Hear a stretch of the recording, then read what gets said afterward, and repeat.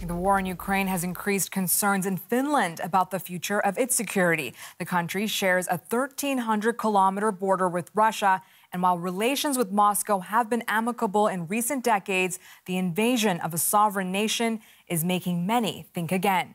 DW correspondent Terry Schultz was in Finland and sent us this report. The Kremlin has crossed many lines in past weeks. Finns are increasingly concerned about this one, their 1,300-kilometer border with Russia.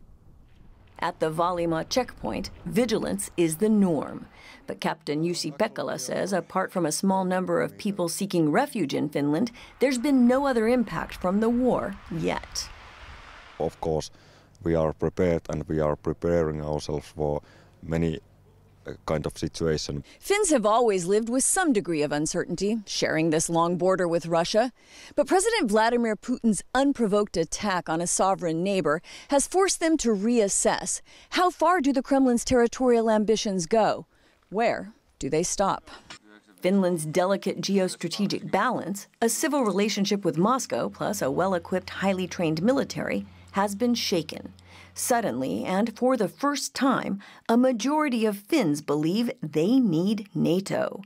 The turnabout is a reaction to Russia's aggression, says Defense Minister Antti Kaikkonen.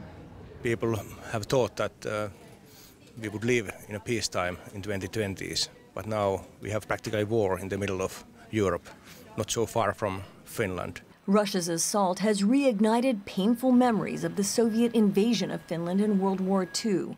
Just like its attack on Ukraine, back then Moscow said it was responding to provocation. Finns maintained their independence at huge cost, fighting alone. The experience led the country to become self-reliant for its national security, with each adult trained to play a specific role in any emergency, from natural disasters to weather events to war.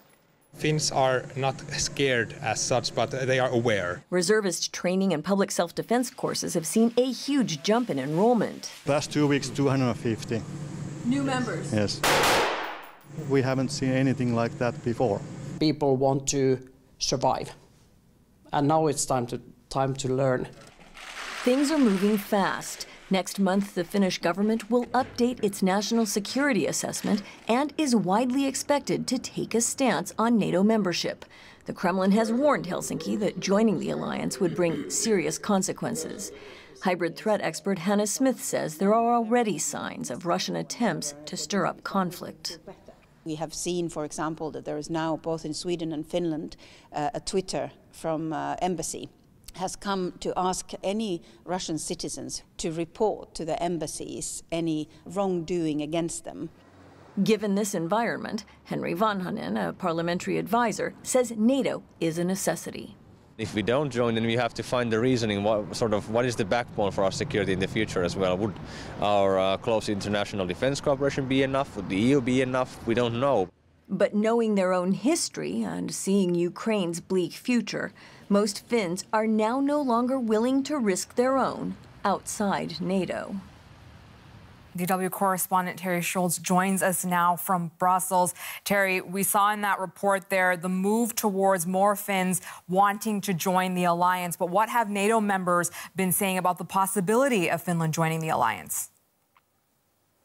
Right, that's the other side of it. And Finland won't know for sure unless and until it asks to join NATO, whether it would be ushered in. But, you know, other than this very long border, which may give some countries cause for a bit of an alarm, but other NATO members also have borders with Russia. I mean, really, what's not to love about Finland and its military? It's a very wealthy country. It is very, very well equipped. You know, it's been prepared to be self-reliant now for decades, so it's bought everything it needs to be able to do that. It has a very highly trained military. It still has conscription, so there are a lot of members in the armed forces. And one other thing about Finland is its willingness to fight to defend its independence. In a survey of European countries, it came in highest among those respondents who said that if they were called upon to fight for their country, they would show up. And that's not true in every country.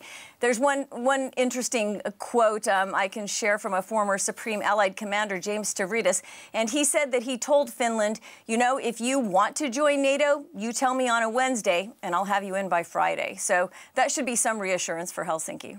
A welcoming message there, indeed. Now, the Kremlin has warned of serious consequences, Terry, if Finland were to join NATO. We heard that when Sweden and Finland attended a NATO meeting shortly after the invasion of Ukraine, that the Kremlin was not pleased about this, but it seems that they've sort of pushed these two countries towards NATO now. Is this threat having any kind of impact on how Finland may be looking at NATO membership? You're right. That threat has even been repeated just in the past few days. And especially now that both Finland and Sweden are invited to NATO to all Ukraine meetings, that's certainly something that isn't sitting well in the Kremlin. And this used to be the main reason that Finland wasn't joining. It used to say that, you know, it could be provocative to join the alliance, and that may not be the best thing for its security. Now that Russia invaded Ukraine, a peaceful neighbor, everything's changed. And I think Finland has seen that staying out of NATO is no guarantee that you won't be attacked. So that is really why we've seen this very, very dramatic change in Finnish public opinion. Terry, in your report, you talked about the Soviet invasion of Finland. Are there any territorial claims now with regard to Russia and Finland? That certainly is something that almost everyone I spoke with in Finland reminded me of. The Winter War 1939, being invaded once and having to fight by themselves. And I think that now, you know, Finland is not looking at the situation that way anymore, and that it won't hold up the country if it wants to join. Russia has not yet shown any signs that it would make territorial claims on Finland, but the country is very worried that Moscow could try to disturb it in other ways. As I mentioned in my report, there are cyber attacks, there are, you know, threats to protect the Russian-speaking population in Finland. So it may not just be territorial claims that Finland is worried about, and it believes that NATO perhaps can help it defend itself in other ways than simply physical invasion. DW correspondent